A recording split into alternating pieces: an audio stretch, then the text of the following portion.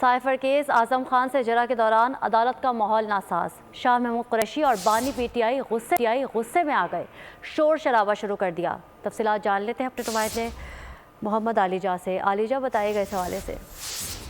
دیکھیں، cipher case میں آج انتہائی اہم سماعت ہے۔ آج سابق پرنسپل سیکرٹری ہیں بانی چیئرمین پی ٹی آئی کے اعظم خان، ان کے اوپر جرح کے دوران پھر عدالت کا ماحول شدید تلخ ہوا ہے۔ بانی چیئرمین پی ٹی آئی اور شاہ محمود قریشی نے شدید شور شرابہ کیا ہے اور غصہ کیا ہے، اور اس سنگین صورتحال کو دیکھتے ہوئے معزز جج سکندر ذوالقرنین نے ابو الحسن محمد ذوالقرنین نے سماعت میں کچھ دیر کے لیے وقفہ کیا ہے۔ سماعت کچھ دیر کے لیے مؤخر کی گئی ہے۔